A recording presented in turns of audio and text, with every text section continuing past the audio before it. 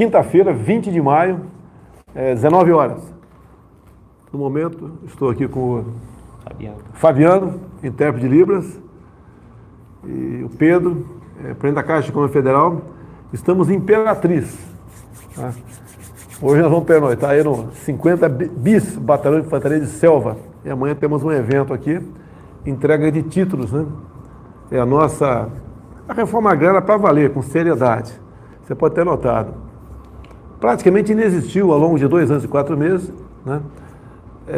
Ações do MST. Inexistiram ações do MST ao longo desse tempo todo. Basicamente cortamos o recurso de ONG, que é muito dinheiro de ONG para eles. Era uma festa, a petralhada aí alimentava ele com ONGs, tá? E usava com base de manobra as pessoas mais humildes do campo. Em assentamentos sem qualquer documentação. Então, eles moravam, trabalhavam a sua terra, mas não podiam fazer empréstimo, não podiam fazer negócio, e nem sabiam o que estavam fazendo lá, se ia servir para a sua velhice ou para seus filhos e netos. Então, nós mudamos bastante isso. A ministra Tereza Cristina é uma guerreira nessa área também. Temos também o Geraldo, que é o do INCRA, né? O Geraldinho, uma pessoa excepcional que trabalha nisso aí. Na semana passada tivemos em Terenos, Mato Grosso do Sul, num assentamento, fomos para a cidade de Terenos, comi numa churrascaria. Eu não apanhei, né? Me criticaram. Mas esse trabalho é muito bem-vindo e ajuda a gente a pacificar o campo. Afinal de contas, né, o campo não podia mais continuar em guerra, quando nós vimos até antes do governo Temer, né? O próprio PT, né, no governo Lula e Dilma, foram recordistas em invasões de terra. Até no governo FHC também existia isso. Até teve uma passagem bastante notória naquele momento, né, que invadiram a fazenda do Fernando Henrique Cardoso. Esse FHC que está dizendo agora que vai votar no Lula. Olha a cara de pau, né? Esse cara de pau FHC dizendo que agora vai votar no Lula. Dá vontade de soltar um dinheirinho para o MST da região da fazenda do FHC, para só invadir de novo lá. Quem sabe ele aprenda. Tudo bem. Curiosidade apenas, jogo rápido. Olha, eu não tomei conhecimento, Pedro, do que aconteceu na CPI hoje ainda, porque eu não tive tempo, né? O Tarcísio daqui a pouco vai sentar no teu lugar, falar o que nós fizemos hoje. E a gente sabe, se você lê um jornal ou lê uma revista, você está mal informado. Se você não lê, você não tem informação. Então eu prefiro não ter informação do que estar mal informado. Obviamente, com todo respeito aí à Rádio Jovem Pan, programa Pingo dos Is, assisti a entrada de vocês hoje aqui, falando sobre este circo chamado CPI. Né? E é um circo, né? Que agora os interrogadores, os inquisidores, agora que inclusive são capitaneados pelo Renan Calheiros, que já disse que a CPI não vai investigar desvio de recursos. Tá? Então essa CPI é do sim, do não, dá vontade de perguntar para o Renan Calheiros. Responde aí, você continua tomando caracu ou não? Qual vai ser a resposta dele? Continua tomando caracu ou deixou de tomar caracu? Bem, hoje, rapidamente, no programa Inclusive, vi o vídeo que o senador lá de Rondônia, Marcos Rogério, colocou, né? É onde vários governadores, entre eles o próprio filho do Renan, lá o outro também, filho do Jader, também do Pará, do Renan é de Alagoas, o comunistão aí, ó, comunista gordo, só no Brasil, né? O comunista gordo, Flávio Dino também falou da cloroquina. Não quer dizer que os gordos aqui sejam de esquerda não, tá certo? Estou vendo aqui os barrigudos aqui, não é de esquerda não, mas só no Brasil, você pode ver. É o mais pobre, ou o segundo estado mais pobre do Brasil, Maranhão. É isso mesmo? Mais pobre, né? Até eu estava hoje com o senador Roberto Rocha, vindo para cá, ele mostrando aí a vastidão que é o estado do Maranhão, e continua sendo um estado pobre, por quê? É coisa do passado e do presente, né? No presente está aí o Flávio Dino, tá certo? Que inclusive as vacinas não são disponibilizadas a tempo quando chegam aqui no estado, tá? mas é um estado que daqui a pouco o Tarcísio vai falar aqui também, uma MA, né, a rodovia Maranhão, que tem a ver, onde nós inauguramos uma ponte hoje, né, poderia ser federalizada, mas parece que o governador não está interessado nisso. Ele quer continuar deixando o povo numa situação complicada, como vive aqui no estado do Maranhão. Mas tudo bem. Então a questão da CPI continua lá, pelo que fiquei sabendo agora, a informação que chega aqui que o Pazuello foi muito bem, mas a CPI continua sendo um vexame nacional. Né? Não quer investigar, então, o desvio de recursos. Tá? Querem falar sobre, não vou falar o nome aqui para não cair a live, aquele negócio que o pessoal usa para combater a malária. E eu usei lá atrás, foi mais ou menos junho, julho, tomei aquele negócio para combater a malária e no dia seguinte estava bom. E vou dizer mais, né? Há poucos dias eu estava sentindo mal e antes mesmo de procurar o médico, tá? Olha só que exemplo que eu estou dando, né? Eu tomei depois aquele remédio que estava com sintoma. Tomei, fiz o exame, não estava. Mas por precaução tomei. Qual o problema? Eu vou esperar sentir falta de ar para procurar um hospital? Né? Porque eu acho que aquele cara, né? Eu não vou falar médico, o médico tem autoridade, mas aquela pessoa que fica dizendo que é contra esse remédio que eu ofereci para EMA um tempo atrás, deve lembrar agora aí, mas não apresenta uma alternativa, é um canalha, é simplesmente um canalha, porque se esperar você sentir falta de ar para procurar um hospital, qual o remédio que tem? Tubo, vai ser entubado. Agora, muita gente, se perguntar lá para os 81 senadores, eu vou chutar aqui que pelo menos 10 tomaram esse remédio que eu ofereci para a EMA aí, e esse outro remédio que é para combater verme, né? Mata verme. Então, por isso que a esquerda não toma, porque vai matar o verme que eles são. Tá? Agora, qual a alternativa? Não tem alternativa. Os médicos têm o direito de receitar, em comum acordo com o paciente, receitar. Tem médico que não quer receitar nada. Tudo bem. O paciente indo para o hospital, não vou dizer que seja isso, obviamente, né? Mas um paciente hospitalizado no UTI é um paciente que vai gastar muito dinheiro com aquele hospital particular. Não quero dizer que seja isso, mas parece que pelo menos pode se suspeitar disso aí. Bem como um remédio extremamente barato, como esse que eu tomei, que é para combater a malária, que eu ofereci para a EMA, né? Prejudica os grandes negócios da indústria farmacêutica no Brasil e no mundo. Agora, eu não recomendo não, recomendo que você procure o médico, se tiver com sintoma, e pode ter certeza que o médico vai te receitar alguma coisa. Se achar que ele receitou algo que está errado, você tem o direito, né? Você pode trocar de médico, né? Você procura outro médico e ele vai te receitar isso que eu tomei no passado e vai safar. Aqui está aqui o Tarcísio, vai sentar daqui a pouco. Tarcísio, tomou o quê, Preciso? Não pode falar, Preciso. Tomou o remédio que eu ofereci para a EMA. Alguém mais tomou esse remédio da EMA aí? Olha lá, o Gilson, que é ministro, o Coronel Soares Seguro também tomou. Também lá, tem um médico, posso falar, médico? Doutor Zeitone, médico, tomou também. Mais alguém tomou aqui? O gordo aqui do Cordeiro aqui tomou também. Mais alguém tomou aquele remédio que eu ofereci para ele? Aí fora, alguém tomou o remédio aí? Selva, tá cheio de guerreiro de selva ali fora. Ali. Tá certo? Eu ainda não fiquei doente, presidente, mas se ficar, vou tomar esse remédio bastante. Tá certo. Tomei ivermectina. Não pode falar, rapaz, não pode falar, não pode falar que não, senão... esse aqui, ó. Cidade do México diz que tal medicamento reduziu internações em até 76%. Não pode falar. O Brasil, o país da hipocrisia, né? A começar com essa CPI. Eu tinha vontade de voltar a ser deputado para falar o que eu penso dessa CPI. Como você, presidente da República, não pega bem eu falar aí, em especial, do presidente da CPI. Um vexame. Ele foi realmente bem intitulado, né, pelo deputado senador Flávio Bolsonaro a semana passada. Relator da CPI. O relator da CPI. Agora, o coletivo daquilo que o Flávio acusou chama-se Súcia, só para o pessoal começar a entender aqui que tem uma minoria, não digo se é minoria, não sei, né, mas aquele pessoal que acompanha o relator integra uma verdadeira Súcia, que é um conjunto de pessoas desocupadas, que não tem o que fazer. Porque, afinal de contas, estão apurando o quê? O remédio que eu ofereci para ele, mas já caiu do cavalo. Não vai se falar mais nisso. Depois que o filho do Renan ofereceu, o filho do Jário ofereceu, entre outros, né, governadores. E também, porque já foi por terra também a questão da vacina Pfizer. Né? Queriam que o Pazuello comprasse?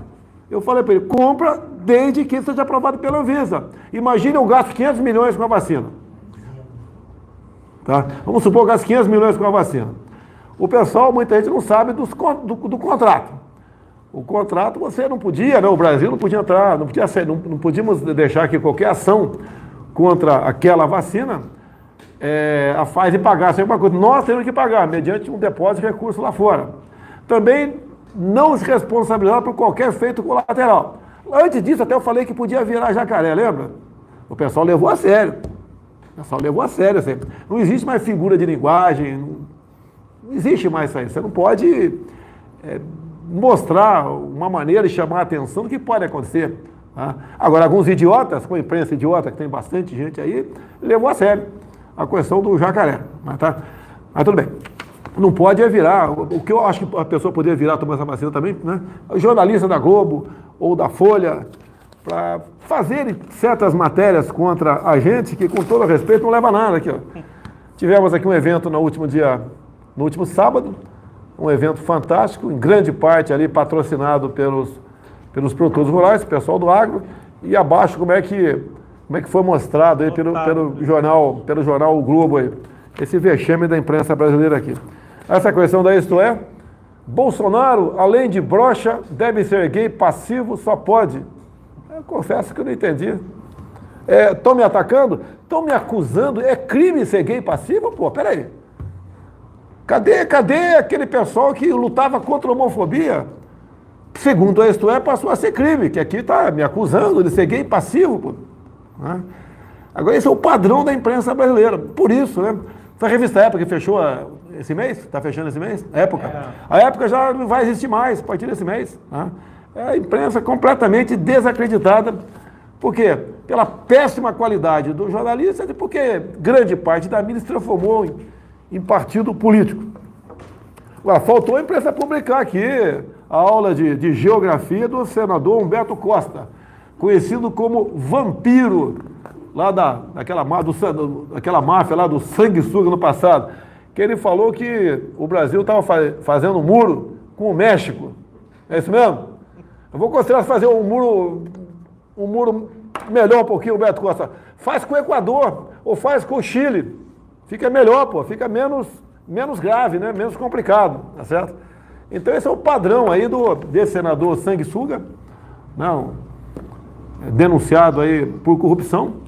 Por isso que eles falam que essa CPI não vai apurar desvio de recurso, né? Porque é o que eles sabem fazer, né? Pedrão, para dispensar você rapidinho aqui, Pedrão. Vamos lá, você está aqui no nosso Maranhão, você está aqui com o senador Roberto Rocha, fez um pedido especial para você sobre uma agência bancária um tempo atrás. Temos também os deputados também, Aloysio Mendes, Edilásio Júnior e Pastor Gil, aqui do Maranhão. O que você tem para falar sobre agência no Brasil e no Maranhão? Presidente, nós estamos inaugurando, aprovadas 130 novas agências, matematicamente escolhidas, sendo 51 agências para o agronegócio, ou seja, a Caixa se transforma em um banco do agronegócio, 19 agências no Maranhão, não vou falar todas aqui, vai estar no site, nas redes sociais da Caixa Econômica Federal, mando para o senhor, e em Balsas, uma agência agro aqui no Maranhão e uma superintendência regional, que é muito importante. Então, o Maranhão é uma pergunta, presidente. As pessoas falavam muito. Por que essas 19 agências não foram criadas antes no Maranhão? O que acontece? No Rio, São Paulo, etc., não precisa de muita agência. A maior parte das agências que nós estamos criando, presidente, são aonde? Norte e Nordeste. Exatamente onde mais se precisa. Então, isso é um exemplo. São as cidades mais pobres, que é onde a Caixa vem. É a parte social da Caixa também, né? Exatamente. Com lucro recorde. Eu sou cidade pequena, fui criado em Eldorado Paulista, não sei quantas agências tem hoje em dia lá, se tem uma ou duas, não sei. Né? Mas quando eu era garoto, foi criada uma agência, acho que do Bradesco naquele tempo lá, foi uma festa na cidade. Tá? Depois teve um do Banco do Brasil, fechou, não sei se hoje está aberta ou não. Mas quando você fala, por exemplo, em fechar agências, com critério apenas visando o lucro, isso é um crime. É um crime. A Caixa Econômica é federal. Federal, Tá? O Banco do Brasil, eu sou acionista? 51%. Eu sou o maior acionista do Banco do Brasil. Olha, tá vendo que eu sou bem de vida, pessoal? Vamos falar de salário. O pessoal falou que eu aumentei meu salário. Olha que patifaria da imprensa. Imprensa canalha, patife. Eu aumentei meu salário. Realmente você não tem moral mais para pipoca nenhuma, essa imprensa brasileira, né? Com as honrosas exceções de sempre aí. Tá? Mas o Banco do Brasil também, né? Mudou presidente, mudou diretoria, mudou muita gente lá para melhor. Lembra da Petrobras, quando eu falei que não ia renovar o contrato lá do presidente anterior? Foi na sexta-feira à noite, se não me engano. Até na segunda-feira as ações caíram 30%. E pancada agora. Gente ganhou dinheiro em cima disso. Nós só avisamos depois que fechou a bolsa. A gente não vai fazer. E ninguém do nosso meio comprou ações. Gente de dentro da Petrobras comprou. Espero que as investigações aí prossigam tocante a isso. Depois assumiu o general Silvio Luna. E quando ele assumiu, já daquele dia para o outro, subiram as ações e praticamente equilibraram com o preço anterior. Pode ter certeza, com o Silvio Luna, que fez uma excepcional administração, né? Lá na Itaipu Nacional, vai fazer a mesma coisa. A Petrobras vai visar o lucro, sim, mas também vai ver a parte social. Tem certos preços que não tem cabimento continuar. E não é na canetada, não, fique tranquilo. Não é canetada, não. Ninguém está pensando em fazer isso aí. Aqui. Tá? Aqui é respeitando a lei de mercado. Tá? A Argentina agora. Quando a gente fala Argentina, tem alguns que botam nos comentários, né? Você tem que cuidar do Brasil, ô cidadão. Tá? Nós temos 10 países vizinhos aqui no Brasil. Tá? A Venezuela, eu sei que não é problema nosso. Agora pergunta para o pessoal lá de Roraima o que eles acham, né? Com a quantidade enorme de venezuelanos que todo dia procura o seu estado. E graças a Deus o Exército Brasileiro, Cooperação Acolhida, né? Acolhe o pessoal, faz uma triagem lá em Pacaraima e depois eles interiorizam os venezuelanos. Tá?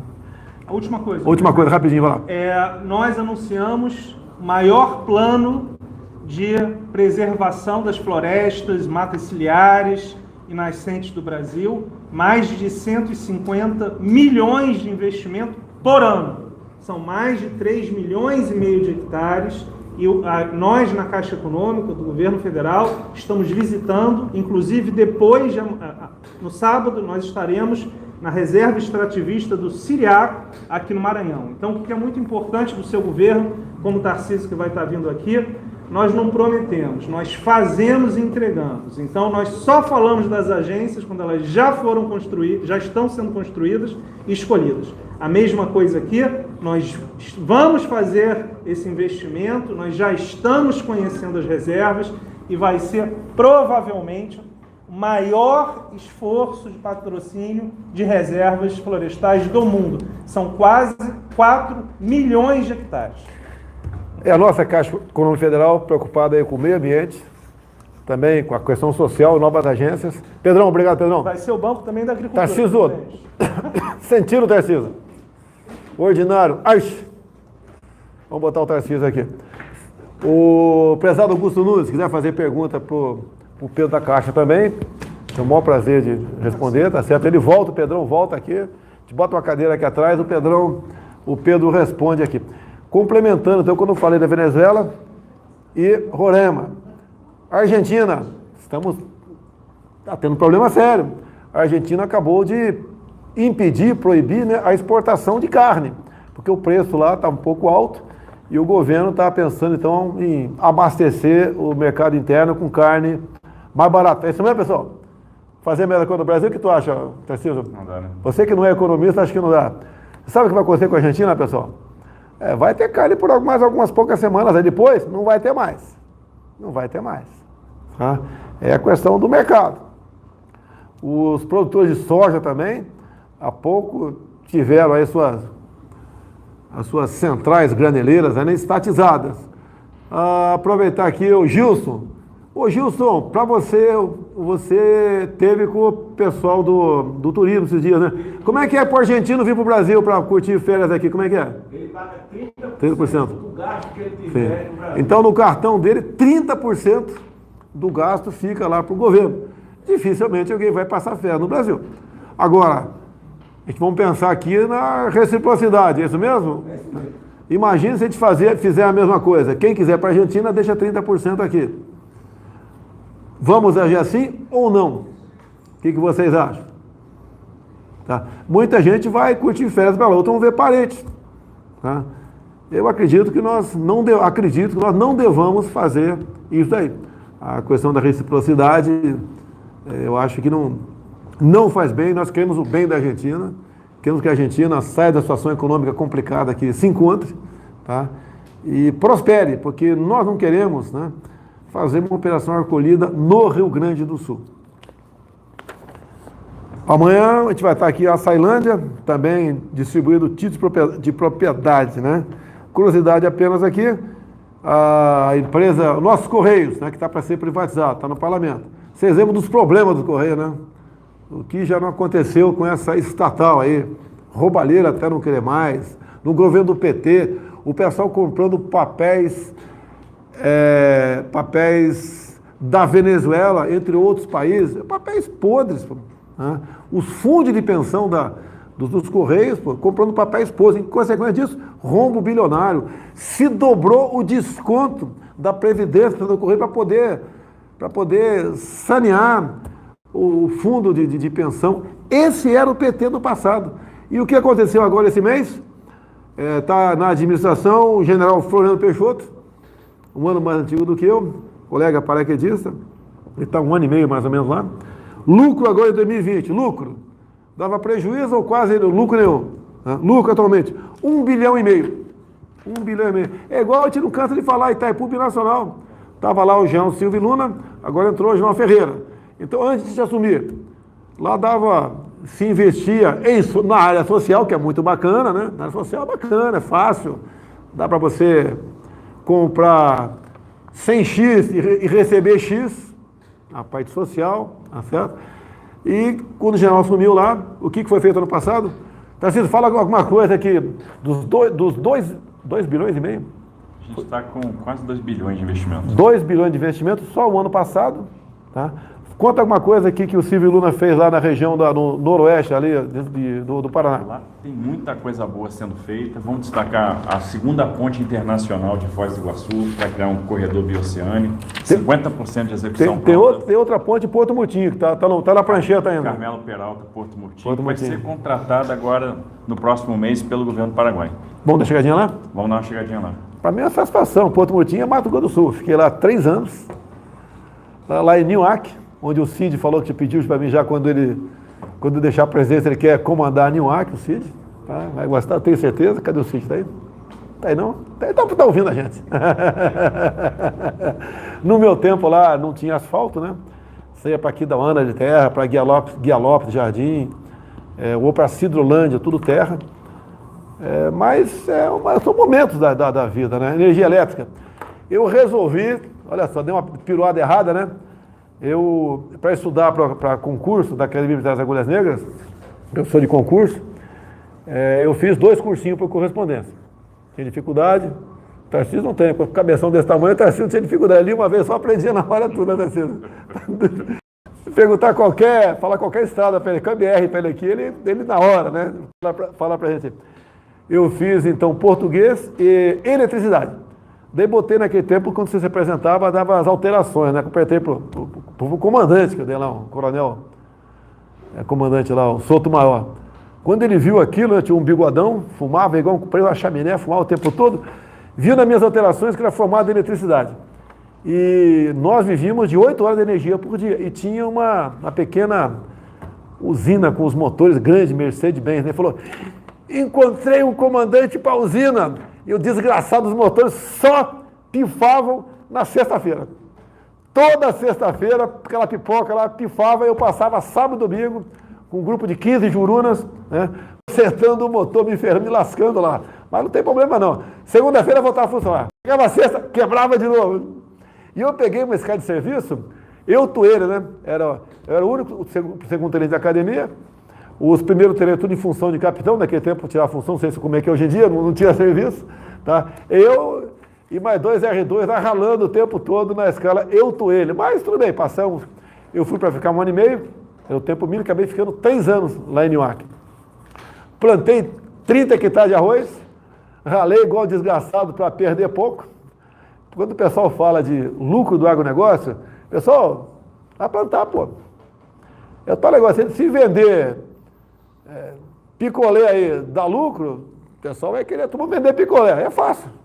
Agora, os mantimentos estão caros, reconheço que estão caros, reconheço. Temos conversado com a Tereza Cristina, não só através da Caixa também, mas com o Banco do Brasil, a procura por crédito está sendo muito grande. A importação também de fertilizantes está muito grande também. E acreditamos que viemos ter uma outra safra boa. Agora a Caixa Econômica e o Banco do Brasil está também prestando mais para a agricultura familiar.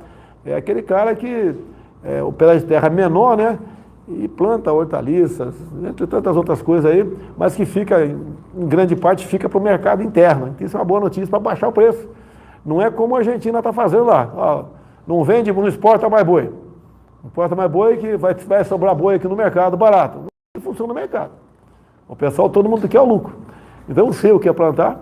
Naquele tempo ela não tinha dinheiro para comprar um tal de folidol, que matava a praga com folha larga. Então, sabe qual era o meu folidol, senador Roberto Rocha? Cabo de enxada. Já imaginou 30 campos de futebol? Quando tinha uma folga, eu ia para lá porque vinha a praga, né?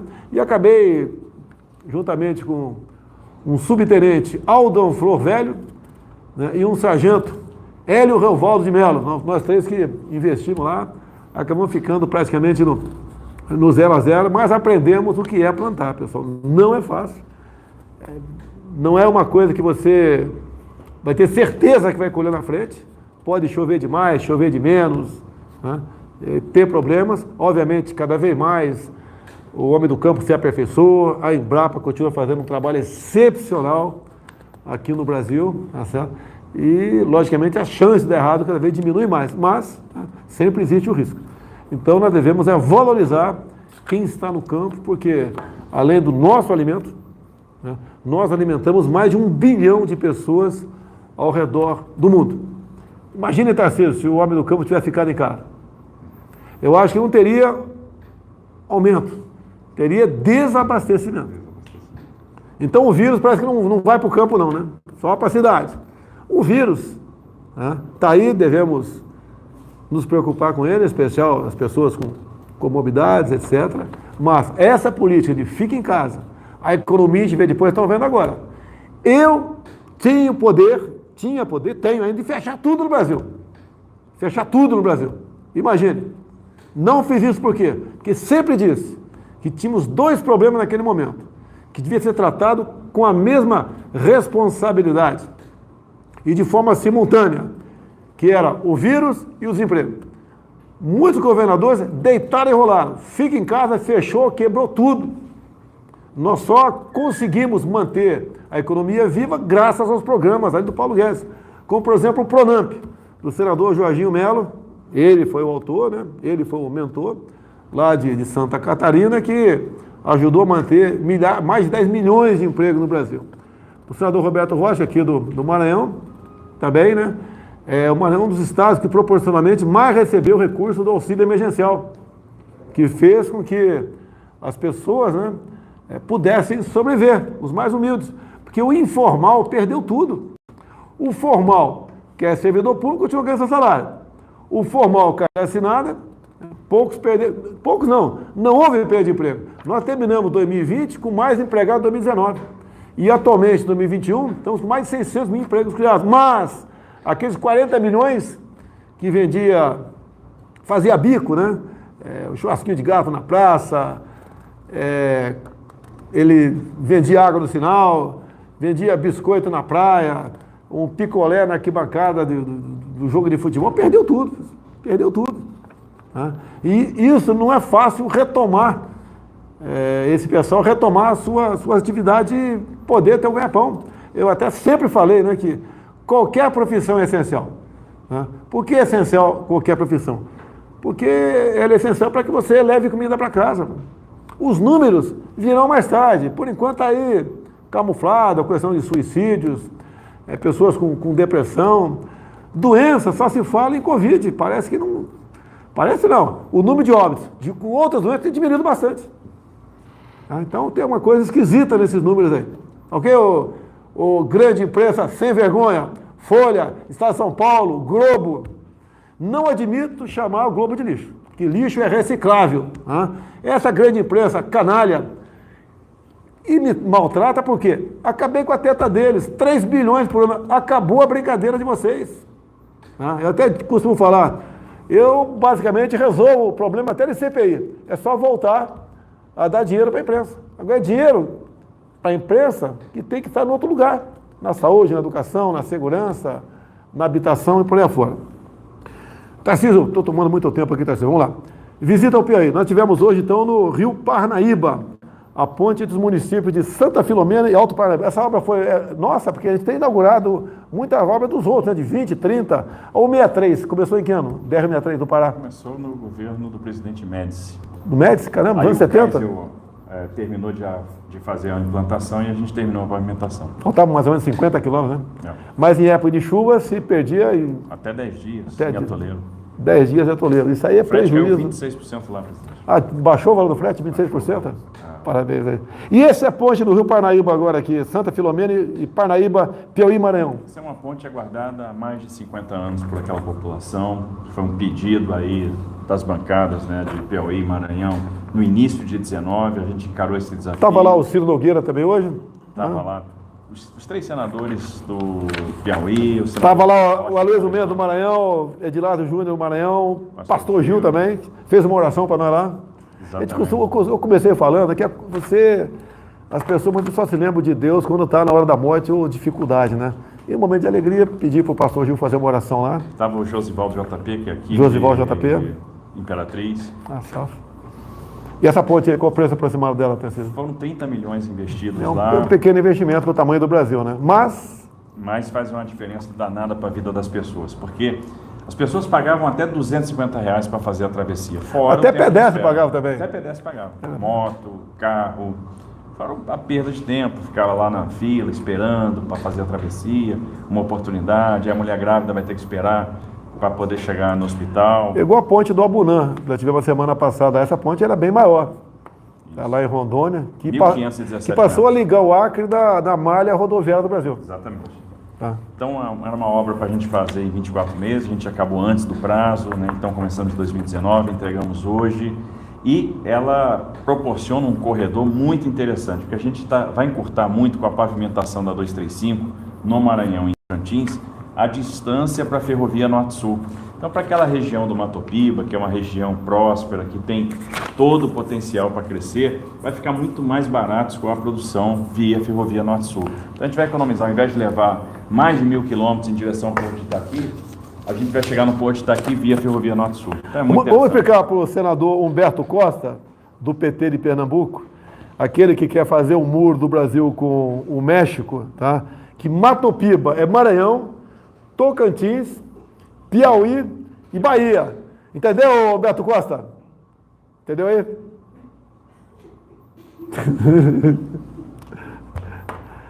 Rapaz. Tem um jumento lá no Senado, lá que, pelo amor de Deus, né, cara? Esse cara não pode jogar futebol, não. Se jogar e cair, não levanta mais. Vai ficar pastando a vida toda aí. Alguém está rindo aí? É uma região super próspera, né, presidente? Inclusive,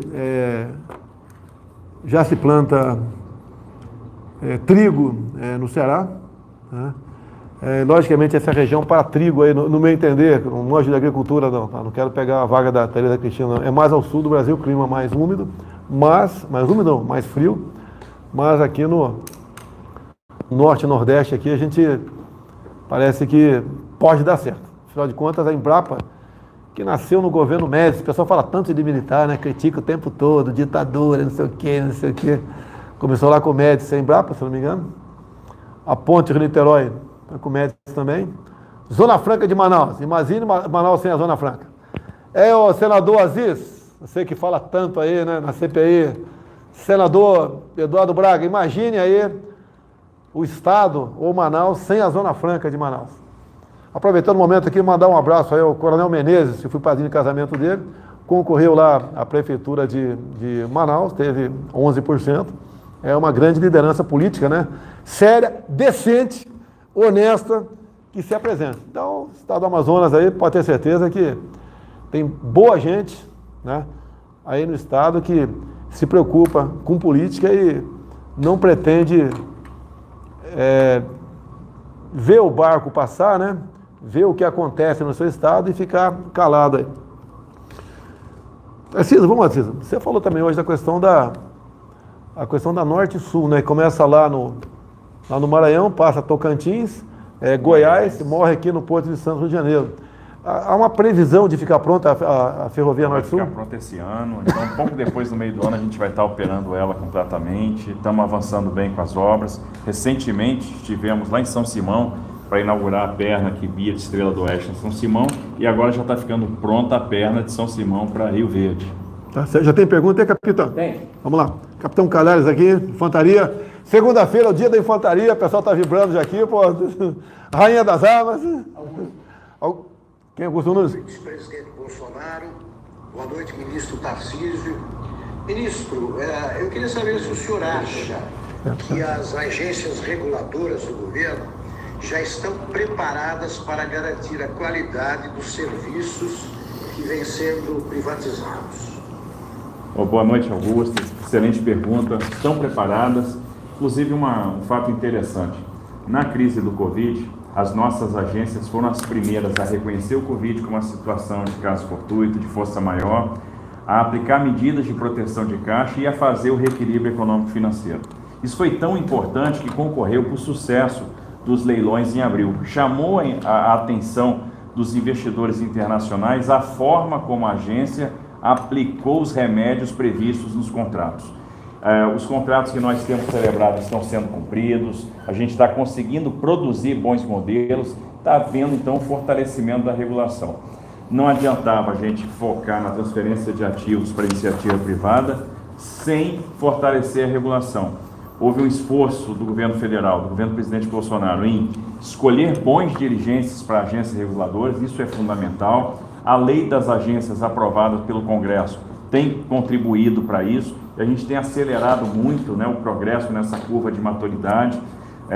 Os contratos estão cada vez mais sofisticados, cada vez mais flexíveis às situações ou a solavancos conjunturais, então eles são adaptáveis, com excelentes mecanismos, ferramentas de gestão de risco, e as agências têm aptidão para fazer esses bons modelos, para aplicar esses contratos e para fazer o objeto das concessões performar. Porque não adianta celebrar leilão no dia lá na Bolsa de Valores. A gente tem que ter um contrato que proporcione aquilo que a gente espera para os contratados. Inclusive, presidente, aqui em Imperatriz, o aeroporto foi concedido para iniciativa privada no último leilão e vai receber 120 milhões de reais de investimento. Bacana, hein? Uma notícia aqui, né? O ministro do Comércio Exterior da França, está o nome do caboclo aqui, mas quando eu não falo francês não vou ousar falar o nome dele, sabe quem é? Frank? Não sei, tá? Então esse ministro garantiu aos senadores do seu país que a França não assinará o acordo entre o Mercosul e a União Europeia. São 20 e poucos países na União Europeia, 30 aproximadamente, e precisa de que todos os países concordem para que esse acordo da União Europeia com o Mercosul seja realmente efetivado. Agora imagine se eu falo isso, né? Nós não vamos assinar o acordo com a União Europeia. O que iam falar de mim? É interesse econômico. A França concorre conosco em muita coisa. Não vai chegar perto de nós, mas concorre em muita coisa. Os commodities. É interesse do seu país. Aqui que a gente fala aqui, qualquer assunto que porventura se dirija a um país qualquer, que seja um grande parceiro comercial nosso, pronto. Um bando de sabujo começa a atacar o presidente. Tá? Agora, é um pessoal que, esse sabujo, tem uma relação muito próxima com esses países que a gente sabe quais são, né? Parece até que mais do que um afago, um carinho que esse pessoal tem com esses países. Agora, os países que importam de nós, não interessa quem seja, importa a pessoa porque precisa. Eu acho que de uma hora para outra, se eu falar qualquer coisa aqui, eles não vão importar mais, eu não vou importar mais. Vocês viram a briga da Austrália com a China? Austrália e China, não é Brasil e China que nunca teve briga. Austrália e China. O que vai fazer o governo chinês com toda certeza? Já está buscando, né, o que a Austrália não manda para eles, que é algo muito parecido com o comércio nosso, né, com a China e a Austrália e China, vai procurar da gente. Alguém acha que qualquer país do mundo fala, não vou comprar de você porque o presidente do seu país ele falou que eu sou feio. Não existe isso. Interesse econômico, acima de tudo. Não existe amizade entre nações, existem interesses. Tá? E aqui o nosso querido ministro do Comércio da França termina ainda dizendo, uma das justificativas, né, porque não quer assinar um acordo, porque a Amazônia não é apenas dos brasileiros. Agora, sem fazer qualquer crítica à França, como é que está o seu povo vivendo com a política de fronteiras abertas? Gente de qualquer lugar do mundo, em especial do norte da África, né, acabou migrando para lá. Como é que está a França no momento? Está tudo pacificado? Como em alguns locais da França as mulheres são tratadas? Por parte de pessoas que foram para lá, o presidente abriu os braços, acolheu todo mundo, coisa linda, maravilhosa, bota todo mundo para dentro de casa. Como é que as mulheres são tratadas por essas pessoas que não têm respeito com mulher? Acha que mulher é um ser aí de segunda ou terceira categoria. Tá certo? Se bem que nós aqui no Brasil, deixar bem claro, eu fui o único parlamentar, foi no governo Dilma, se eu não me engano ali, né, a falar contra a nossa atual lei de imigração. Essa pandemia atrapalhou a gente em muita coisa, queremos rever isso aí, dependemos do parlamento brasileiro, mas como está hoje a lei de imigração, qualquer gente, se chegar um navio aí com 10 mil dentro, um navio de cruzeiro, não interessa de onde está vindo, não interessa, e já parar no Porto de Santos, quando pisar em solo brasileiro, já tem mais direito do que você, que está assistindo aqui, mais direito do que você. Inclusive, dado artigo lá, você tem que respeitar a cultura dessa gente. Então tem país aí que sabe como é que as mulheres são tratadas, como é que as meninas de 12, 13, 14 anos são tratadas, né? Entre outras particularidades. Eu não tenho nada a ver com que os outros países aí tratam o seu povo, né? Se bem que muita gente fica chateada, obviamente, a forma como são tratados lá fora e a forma como nós vivemos no país ainda. Né? Sempre o pessoal acha que aqui não pode piorar. Aqui não pode virar Venezuela, não pode ir para o caminho da nossa querida Argentina. Tá? Tudo pode piorar, pessoal. Depende de cada um. Quem vai mudar o Brasil? É um presidente? Não, o presidente é seu povo. E não foi eu quem disse isso. Quem disse foi, não sei qual foi o chefe de Estado do passado aí, que eu acho que foi o Reagan, né? Dizendo que o motorista do caminhão é o povo. Aí nós devemos ir para onde o povo aponta. Por isso que eu já falei várias vezes que o meu exército jamais irá às ruas para manter o povo dentro de casa. Como as forças policiais de alguns governadores foram para as ruas para manter o povo dentro de casa e descer porrada no povo. O meu exército pode ir para a rua sim um dia para garantir a liberdade, garantir o direito de ir e vir, a liberdade de culto, ao trabalho. Aí sim. Porque aí é jogar dentro das 4 linhas da Constituição. O Exército Brasileiro, a Marinha e a Aeronáutica, tá, são aí leais à nossa Constituição. E temos um artigo 5º, que é cláusula pétrea, não pode ser alterado por ninguém. Nem aqui, se o senador Roberto Rocha está aqui, os deputados estão aqui, se quiserem fazer uma proposta de emenda à Constituição para mudar, suprimir qualquer coisa do artigo 5º, né, ele pode até fazer, colher assinatura. Pode até aprovar, mas, à luz da Constituição, é uma proposta de emenda inconstitucional. Mas tudo bem. Uma pergunta aí, capitão. Vitor. Boa noite, presidente. Boa noite, ministro Tarcísio. Ministro, nas últimas semanas, o próprio presidente Bolsonaro já alertou para a chegada de uma grave crise hidrológica, disse que o país passa por um momento muito delicado em relação à chegada de chuva, né? A falta de chuva ao baixo volume dos últimos meses e a previsão de que nos próximos meses também haja pouca chuva.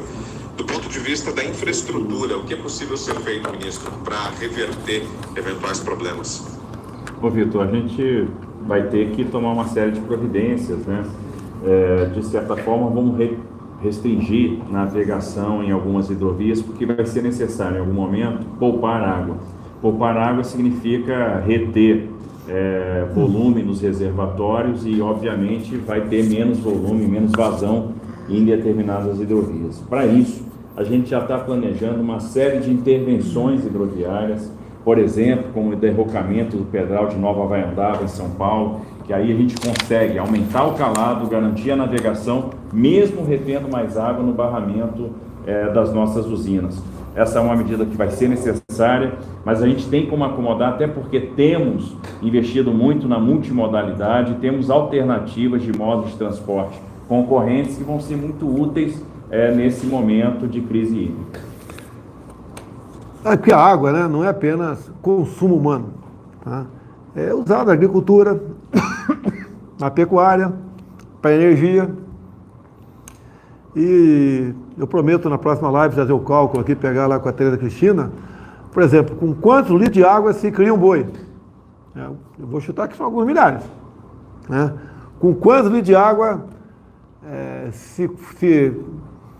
se é necessário, por exemplo, uma saca de 60 quilos de soja.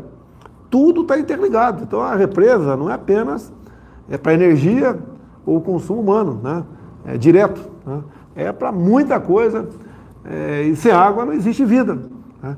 Então é uma coisa que o Brasil tem um recurso hídrico enorme. Quando você faz, por exemplo, uma represa de Belo Monte, com todo respeito, dinheiro jogado fora. Se faz a fio d'água para questão ambiental. Eu acho que cada ambientalista tinha que ter um relógio específico para ser desligado por satélite. Não tem mais energia para você, cara. Que você é contra fazer uma represa uma hidrelétrica decente em Belo Monte. Se roubou muito lá também, né? Afinal de contas, não está o PT, tem roubo. Tá? E também ela fica, eu vou pegar com o ministro Bento, fica alguns meses inoperante por ano. Porque é época de seca, não se tem reservatório, a fio d'água, não se gera energia. Realmente o Brasil é um país complicado, bastante complicado. Tá? Agora, tem melhorado em alguns aspectos. Tá? Temos problemas, por exemplo, o ministro Ricardo Salles, um excepcional ministro. Tá? Mas as dificuldades que ele tem, junto a setores aparelhados do Ministério Público, tá? Os xiitas ambientais, tá? E as dificuldades são enormes. Não é apenas a Tereza Cristina responsável por ajudar o campo a produzir mais. É do Ricardo Salles também. É do governo federal também. Né? Nós temos hoje em dia 14% do nosso território demarcado como terra indígena. Tem algumas centenas de novas portarias para se começar a demarcar mais terras indígenas, bem como centenas para demarcar quilombolas. Com toda certeza, se fosse o poste do ladrão lá de Nova Ideza, tudo teria sido posto em prática, tudo posto em prática. E estaria tudo inviabilizado no país. Eu não sei o nome da rodovia, você vai lembrar de cabeça aqui, lá de Mato Grosso, que você tem uma reserva indígena que você não pode asfaltar a reserva indígena. BR-158 Mato Grosso, e ela atravessa a reserva indígena do Maravatsede. Como é que é o nome da reserva? Maravatsede. Maravatsede, atravessa, é uma reserva indígena, a rodovia asfaltada até os limites, né? Até os limites ali da reserva. E dentro, por decisão judicial, você não pode asfaltar. Agora, em época de chuva, fica igual a BR-63, não passa. Ou leva uma semana, 10 dias para passar. Em consequência, vai ter que contornar. Sabe, 100 São quilômetros? 72 quilômetros a mais no contorno. Vamos arredondar as contas aqui. 70 quilômetros para contornar. E de volta, 140. Quanto gasta em média um caminhão aí? 2 km por litro. 2 por litro? Então você falou 70, quanto você falou? 140, 140 por 2, litros são 70 litros. O diesel está R$4 o litro, é isso? Vamos falar sobre diesel aí, pessoal. Tá? Então, olha a despesa que tem, o custo para o Brasil. Tá? Gastando menos diesel não é bom apenas para o caminhoneiro, é bom para o Brasil também. E o governador de Mato Grosso, há poucos dias, desceu o cacete em mim por causa dessa... que eu não asfalto isso aí. Quer dizer, quando demarcaram a reserva, ele não fez nada, ficou caladinho. Agora o governador pode dar uma de galo, querendo solução para o negócio. Bem, por dentro da reserva não dá. Tá? Então, está sendo estudado desbordar isso O daí. primeiro ramo do contorno a gente já até contratou, presidente. Tá. Já contratamos a obra. 70 km de contorno. É igual, por exemplo, o pessoal de nossos irmãos de Roraima, problema de energia elétrica. Tá? Lá hoje em dia a energia vinha de Guri, né, lá da Venezuela, depois a Venezuela, por os problemas os mais variados possíveis, aí deixou de fornecer para a gente, porque foi socateada a linha de transmissão e não tem mais. Então, hoje em dia, é uma termoelétrica que deve ter algum dono em Roraima, com toda certeza, né? Tem que ter algum dono. Tá? Mas nós, cada vez mais, nós estamos nos aproximando da possibilidade de conseguir, levando-se em conta a OIT 169, de nós conseguirmos construir o Leão Tucuruí, de Manaus a Boa Vista. Porque não só, né, e é bom para o pessoal de Roraima, que não está interligado, obviamente, com o Sistema Nacional de Operador, né? Bem como a gente se gasta, só, o Brasil, você, todo mundo está assistindo aqui, por ano, né, gasta mais de R$1 bilhão para poder a energia ser produzida em Roraima a preços não tão alto, né? Como normalmente é o que vem de uma termoelétrica. Capitão, vamos lá, manda uma pergunta aí. Zé Maria. Salve, muito boa noite, presidente. Boa noite a todos. Boa noite, ministro. Ministro Tarcísio, de que maneira o seu ministério pode colaborar aí num equilíbrio, né, para os representantes do transporte brasileiro com essa dificuldade aí de definição do preço dos combustíveis? O que pode ser feito? Obrigado. Zé Maria, permite responder, por o Tarcísio complementa aí. Nós entramos com um projeto de lei complementar, já tem uns quase 3 meses, para a gente regulamentar uma emenda constitucional de 2001, onde diz lá que o imposto, né, em outras palavras, o imposto estadual tem que ter um valor fixo. O que é um valor fixo? É tantos centavos ou tantos reais. Não tem como ir para frente esse projeto. Eu conversei com o Lira, que é um aliado dos interesses nacionais, o Arthur Lira, ali de Alagoas. Fiz uma nova proposta, ele deve ter levado já ao relator, para que o valor fixo não seja nacional. Vamos supor o estado de Alagoas queira cobrar R$1 do ICMS do diesel, né? E um estado, o Ceará, por exemplo, queira cobrar R$2. Cada um vai decidir o valor do seu ICMS. Tá certo? E daí, qual a vantagem nisso? A possibilidade. Porque na refinaria, aumenta ou diminui o combustível, né? Quando aumenta, diretamente vai na bomba. Quando diminui, não vai. O que nós queremos? Fazer valer aquele outro decreto nosso.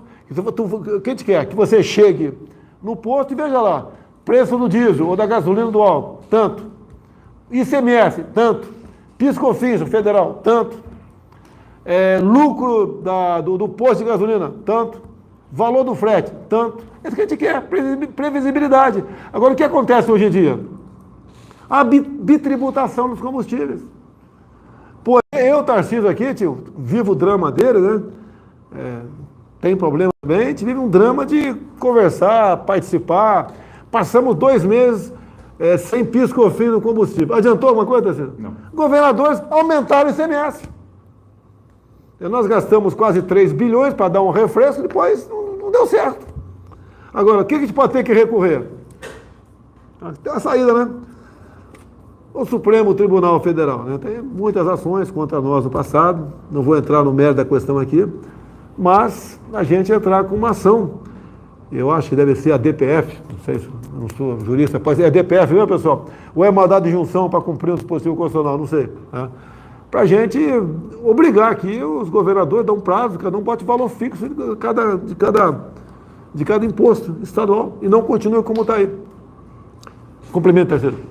Esse é um problema, porque a gente está vendo aí que o combustível, o imposto incide em cima de um valor de referência, que é avaliado a cada 15 dias, e aí esse valor de referência carrega tributos, por isso que existe a bitributação. Então seria interessante ter um valor, um percentual fixo, em cima do valor da refinaria. Essa é uma possibilidade. Várias outras possibilidades o governo está estudando, como fundos de estabilização, porque o Brasil é um exportador de petróleo, então cada vez que exporta mais, arrecada mais royalties, mais participação especial, e esse recurso que entra poderia ajudar a amortecer essas flutuações de preço. O próprio alongamento da memória, então ao invés de coletar um valor de referência a cada 15 dias, mas se isso fosse a cada 30, a cada 60, daria também uma previsibilidade. E nessa semana nós lançamos, presidente, um programa que foi o Gigantes do Asfalto, um programa com o objetivo de ajudar o profissional de transporte, mais do que isso, revolucionar o transporte rodoviário de cargas, né? Nós vamos ter aí a edição do documento de transporte eletrônico, que é a junção de uma série de documentos num único, que vai ser fácil de obter. O próprio caminhoneiro, o embarcador, vai fazer a geração desse documento no celular.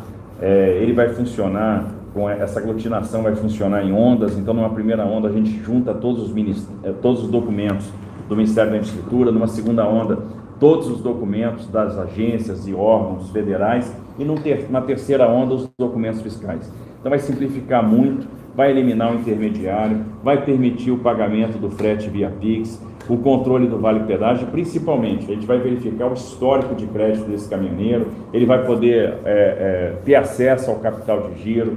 A gente está bancarizando esse cara, então é um negócio assim que vai revolucionar, vai tornar a vida dele muito mais fácil.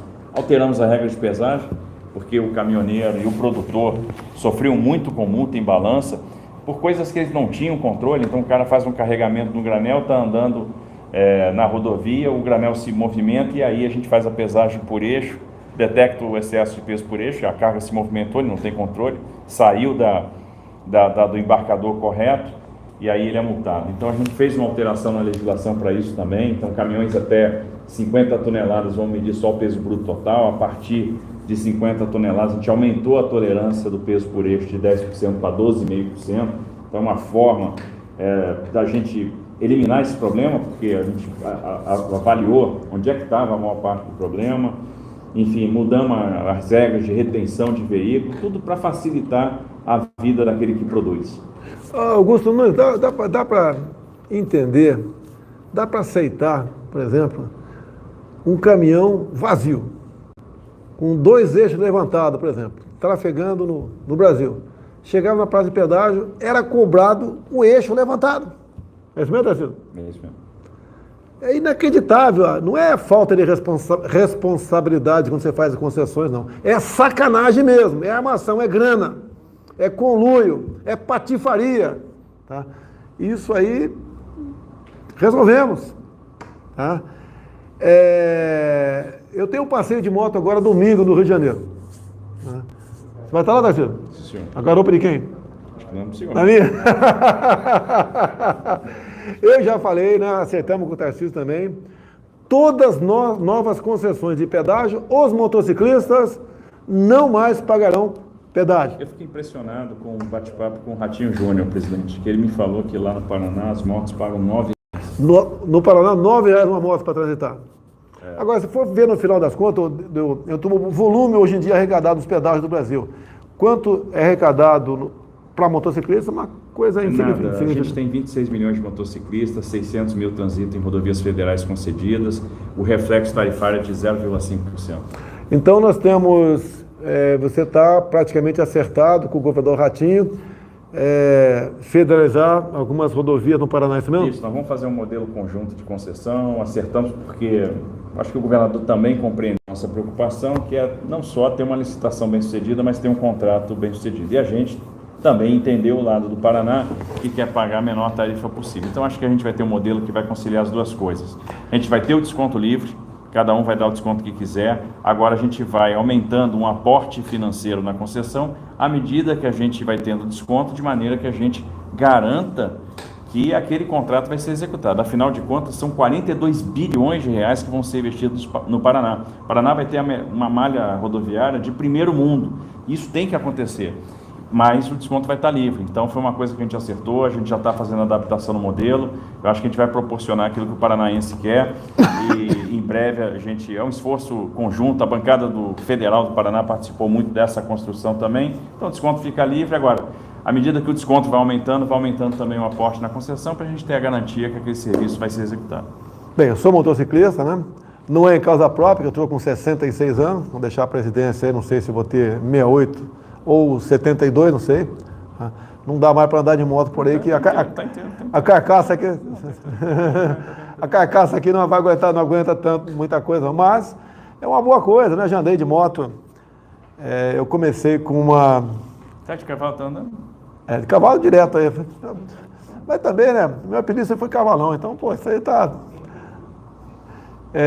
a minha moto, comecei com uma 180, estava lá no 8º GC paraquedista, um Yamaha, é isso mesmo, pessoal? Yamaha 180, DT 180, depois passei por uma Honda 250 ou 350?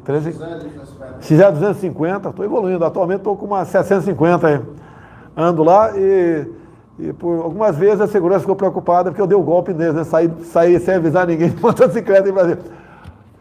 Não tem preço a liberdade em 2 rodas na pista, não tem preço. É uma coisa excepcional, tá certo? E eu sinto falta disso, que eu vivo em prisão domiciliar, deve ter... Quantas pessoas ficam lá na presidência por dia? Mais 200? Mais 200 pessoas ficam por dia na presidência.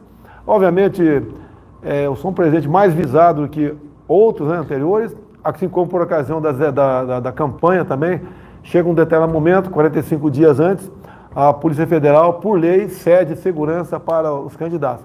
E o candidato tinha mais segurança, era eu. Não é porque eu sou mais bonito, não, né, Tarcísio? Quem é mais bonito? Eu, Tarcísio? Presidente. Eu sou de Janeiro. Eu espero que você seja o mais bonito de São Paulo brevemente, tá? Eu espero, o mais bonito de São Paulo brevemente. Então, e apesar da segurança, ainda sofreu um atentado. Mas graças à mesma segurança, a Polícia Federal, que tinham traçado uma rota em caso de um acidente, eu cheguei a tempo no hospital, lá na Santa Casa, lá de Juiz de Fora, e fui atendido de forma emergencial, obviamente, né? Se eu não me engano, eu recebi 3 litros de sangue, 4 cirurgias, me só fez. Então eu agradeço aí a segurança da Polícia Federal, que não tem como ser segurança perfeita, não existe, né? E aconteceu aquele problema, eu tinha que estar no meio do povo, o candidato, como ando por aí no meio do povo direto aí, tá? Então, no próximo domingo, 10 da manhã, alguém sabe o local da largada, da concentração, hein? Parque Olímpico, tá?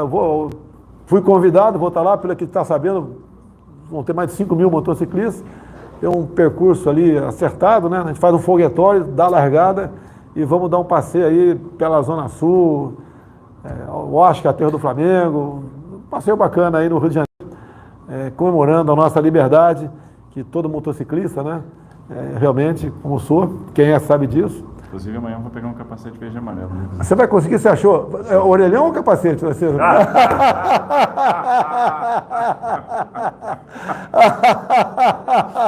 Mas você é da onde do Brasil, Tarcísio? Ninguém sabe. Do Rio de Janeiro. Tu tem cara de Arataca, acaba da peste, porra. Eu tenho uma... Você é carioca da onde lá?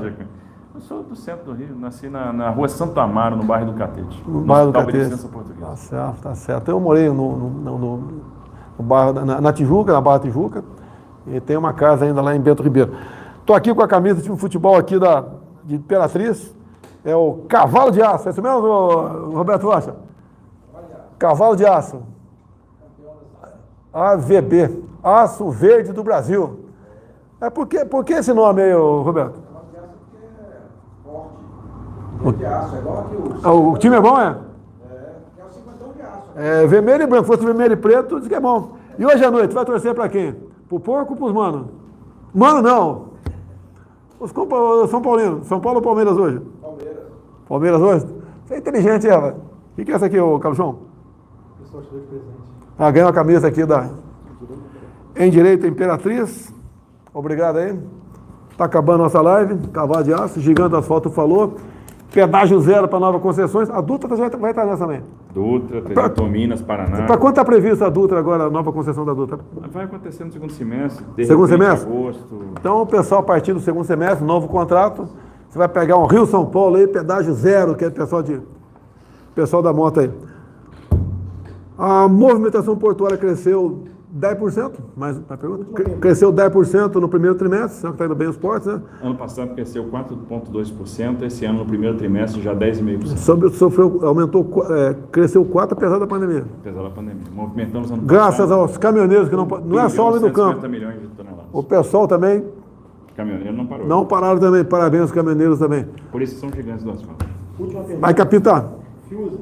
Fiuza. Boa noite, presidente Bolsonaro. Boa noite, presidente da Caixa, Pedro Guimarães. Boa noite, ministro Tarcísio Gomes de Freitas. Ministro, a sua gestão tem sido marcada pela atração de capital privado, né, que é um princípio que os liberais sempre defenderam no país. Hoje eles estão um pouco sumidos aí, mas é um avanço, de fato, liberal. Como o senhor tem visto as ações judiciais trazidas aí por partidos de oposição, o senhor acha que pode prejudicar em outras áreas, por exemplo, como na área de energia? Preocupam essas ações judiciais contra os processos de privatização e concessão? Obrigado. Fiuza, boa pergunta. Sem dúvida preocupam, né? Assim, essas ações normalmente surgem sem a menor responsabilidade. Imagina que a gente está estruturando o projeto da Ferrogrão, que hoje está parado por uma ação judicial dessa natureza. A gente está falando de 12 bilhões de reais de investimento numa ferrovia greenfield, uma ferrovia que não existe, vai começar do zero, nós vamos fazer ela toda, totalmente com capital privado. E o mais importante, o que é difícil numa situação dessa? É a gente propor para o mercado fazer uma ferrovia de 900 quilômetros, que o cara vai botar 12 bilhões de reais e vai tirar o primeiro real daqui a 10 anos, quando ela estiver realmente concluída. E o mais interessante é que existe investidor para isso, porque eles percebem a potência que é o Mato Grosso. Quando a gente começou a estruturar, o Mato Grosso produzia 50 milhões de toneladas de grãos, hoje está produzindo 70, vai produzir 120 em 2030. Então, a Ferrogrão vai ser o grande modulador de tarifa do Brasil. Eu tenho fé que a gente vai levar os argumentos, porque é interessante, aqui a gente no Brasil tem que provar que a ferrovia é sustentável. A ferrovia, ela, primeiro, vai ser a barreira de proteção verde à expansão da BR-163. Vai tirar 1 milhão de toneladas de CO2 por ano. Vai eliminar material particulado. Ou seja, nós vamos ter limitação de transporte de combustíveis fósseis. É uma ferrovia que vai nascer com selo verde. Ou seja, não tem nada mais sustentável que isso. A gente está falando de multimodalidade, ferrovia e hidrovia. E a gente tem que mostrar que isso é sustentável. Não faz muito sentido. A gente vai estar trazendo os argumentos, nós vamos batalhar e ela vai se tornar uma realidade por uma razão simples. O Brasil precisa e o Brasil vai ter a Ferrogrão. E, obviamente, essas ações são ações de quem não gosta do Brasil. Mas a resiliência, a determinação, a densidade técnica, é por isso que a gente já transferiu mais de 70 ativos para a iniciativa privada, só no Ministério da Infraestrutura, e a gente vai chegar no final do ano que vem no Ministério da Infraestrutura com mais de 260 bi contratados. E a mesma coisa está acontecendo no Ministério de Minas e Energia, no Ministério do Desenvolvimento Regional. Foi feito um leilão de saneamento gigante para a SEDAI agora no final do mês de abril, e isso não vai parar. Então a gente vai deixar aí um legado de mais de R$1 trilhão contratados. O nosso Facebook, Instagram e YouTube juntos, 65 mil. Pingos nos is, 130 mil, o capote na gente, o dobro. Eu vou ter que dar um redutor lá no Augusto Nunes, lá, que tá passando a gente, deixando a gente na poeira aqui. Jovem Pan News 12, Foco do Brasil 15, Folha Política 2. Pessoal, chegando no final da nossa live, muito obrigado à Jovem Pan pelo sinal, programa Pingos nos is. Peço a você que está me assistindo aí que você bota lá no Google, lá, Pingos nos is, e bota a data de hoje, 20 de maio, clica, vai aparecer aqui o programa. Você acompanha o final, tem ali uma cobertura final, onde ali o Fiuza, ajuda aí, Ana Paula, ajuda aí, Zé Maria, Vitor Brau, sob o comando aí do Augusto Nunes, faz um apanhado geral do que nós falamos aqui, e recomendo a vocês, é um programa de rádio, né, com imagem, excepcional pela isenção. Já sofri algumas críticas lá, sem problema nenhum, tem que ser assim, mas na grande parte a gente parece que integra o meu time, né, não sou jornalista. Ô Augusto Nunes, você não vai me convidar para me ensinar a fazer jornalismo em cima do sim ou não, porque eu te conheço, certo? e sou diferente dessas pessoas que fazem e querem fazer jornalismo na CPI. Acabam não fazendo nada lá, apenas submetendo a um vexame o parlamento brasileiro. Capítulo encerrou? Não, se eu não falar uma coisa aqui, o senador Roberto Rocha vai Falei. ficar chateado, é que a gente vai contratar o projeto da duplicação de Imperatriz para Ceilândia, né, que é um projeto super importante, porque tem indústrias que estão chegando aqui com força, e o investimento, o nosso foco hoje, esse ano aqui, vai ser a travessia urbana de Imperatriz. Pronto. Quem está nas minhas mídias sociais, bota aí no Pingo nos Is, e muito obrigado, até quinta-feira que vem, se Deus quiser. Um abraço aí, pessoal.